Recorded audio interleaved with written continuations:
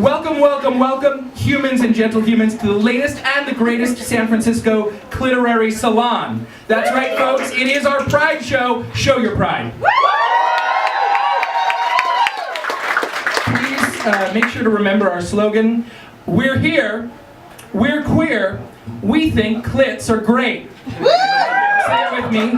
We're here, we're queer, we think clits are great. I can't pronounce queer or clits, it's fine. It's fine. Neither of them. It's gonna be a problem, it's okay. I'm your MC tonight, Lewis Evans, the original clitless clitorado, and I'm so happy to be with you all at Cliterary Salon and the historic Conservatory Speakeasy. Give it up for our venue. Woo! Our final writer tonight is Maggie Tokuda-Hall. She is a 7,000-time shipwreck winner, masked luchador, and a vengeful spirit. When she's not howling out doom from atop a craggy peak, rising lonesome from a dark and storm-tossed sea, she finds time to summit the two most highly esteemed and dignified genres of literature, children's books and porn. As she has been at pains to note, separately and not at the same time. Without any further ado, I give you the octopus-loving literary prodigy, Maggie Tokuda-Hall. Thank you. I've learned with all these co-readers that I need to get it shortened when I get up here.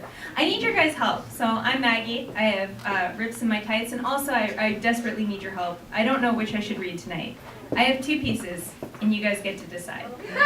I can either read a piece about a squid, or I can read a piece shitting on Philip Roth. Alright, so I was gonna do a vote. If you would like to hear a piece about me shitting on Philip Roth, raise your hand. Or make noise, I guess is more fun. Make noise for Or if you'd like to hear a piece about a lady on a date with a squid, make noise. Hentai! I'm glad I asked because that went a different way than I guessed. Alright, this story Recount! Democracy is final. This is called Mary and the Squid. Mary went on a date with a squid, and it was exactly what she deserved. The squid was shorter than his profile promised, but Mary was used to that. The squid was also very nervous, having just gotten out of a long-term relationship, and it admitted as much. Dating is rough, Mary offered, and the squid agreed, and they laughed about it, but it didn't make the squid any less uncomfortable. This date, she knew, was the karmic retribution she had to pay for her last relationship, which she was singularly responsible for destroying. And so when they walked into the coffee shop that was, until a few months ago, Mary's neighborhood coffee shop, she wasn't at all surprised to see the barista was the same pretty tattooed girl who had always taken Mary and Ben's orders when this was the coffee shop that they had shared. But the squid had chosen the spot, so what could Mary say? The squid ordered a chai, and the barista looked at Mary with a face that said, "So you're on a date with a squid, huh?" And Mary wasn't even mad, just ashamed, because yes, she was on a date with a squid. And honestly, it was the most promising date she'd been on in the terrible months since Ben had dumped her. She and the squid were both big Game of Thrones fans and played a lot of Mario Kart. And the squid's messages had been polite and funny, or funny-ish, which was good enough. So Mary got an espresso, and she didn't put any sugar in it because she couldn't stand the thought of the barista judging her any more than the squid already was. Judging her and the squid any more than she already was. The squid was pretty good looking for a squid, still a squid who ordered sugary drinks. The espresso tasted like all the bitterness Mary deserved, and also her name was spelled incorrectly on the cup. When the squid asked her what she did for a living, Mary knew the date was taking a turn for the boring, and that her less than impressive answer was a result of her own flagging ambition, and that she could hardly feel sorry for herself when confronted with her own mediocrity. You reap what you sow, after all, and Mary had not sown seeds for success. "I work in admin," she said, and the squid didn't have any follow-up questions.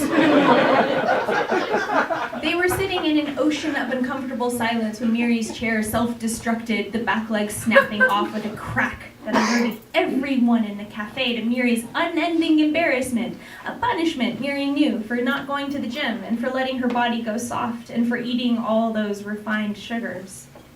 She picked herself off the ground, her face not so much red as it was the color of a shame supernova. And the barista asked her if she was okay, but didn't apologize about the chair. And the squid tried unhelpfully to pick Mary off the ground with its many tentacles, all the while asking, "Are you okay? Are you okay? Are you okay?" Which just made Mary feel worse, but she smiled and said that she was indeed okay, okay, okay.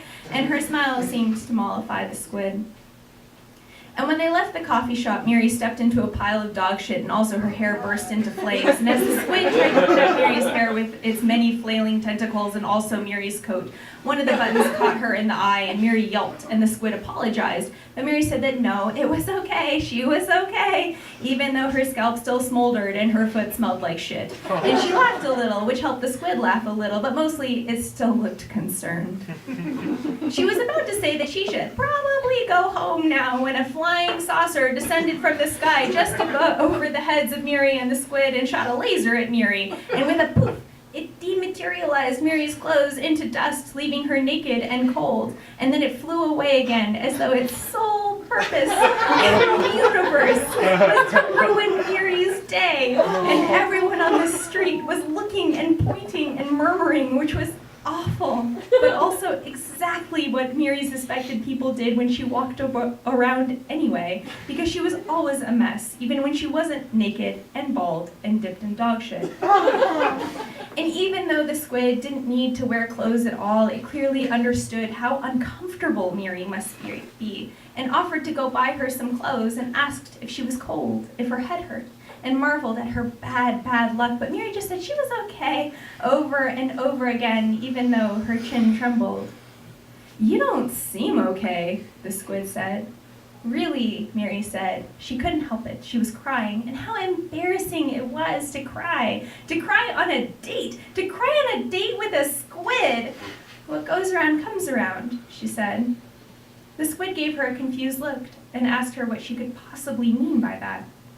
And Mary explained about how Ben had left her for not helping with the dishes more often, but mostly for gaining so much weight, and how she worked a stupid, boring job because she had no ambition, and how she was fat because she was lazy, and how she stepped in dog shit all the time because she was careless and graceless, and she was subject to spontaneous combustion due to her poor flossing habits. And aliens often attacked her from out of the blue because she never prayed to the good Lord Jesus Christ like her mother had told her to do so many times as a child. And she was weeping, as she confessed the truth of her horrific karmic standing. "That is the dumbest thing I have ever heard," the squid told her. "No one deserves all of that just for being a human. And also, aliens are real dicks." And the squid took Mary back to its apartment. The squid made her some tea with honey, and then rubbed aloe onto her burnt scalp and wrapped her naked body in a warm woolen blanket. "Are you feeling better?" the squid asked. And Mary said that she was. "Well," the squid said, "I think you're pretty okay, Mary.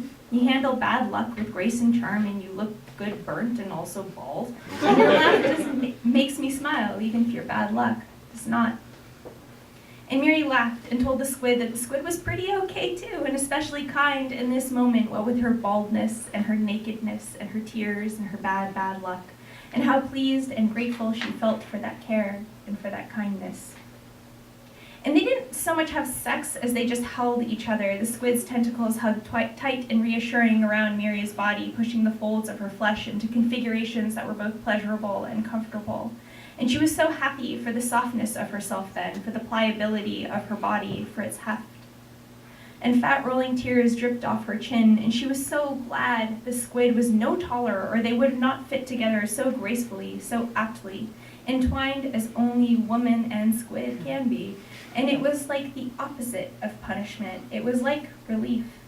It was relief from her constant expectation of failure, and it was good, and it was warm, and in her mouth still echoed the taste of honey. And it was exactly what she deserved. Thanks.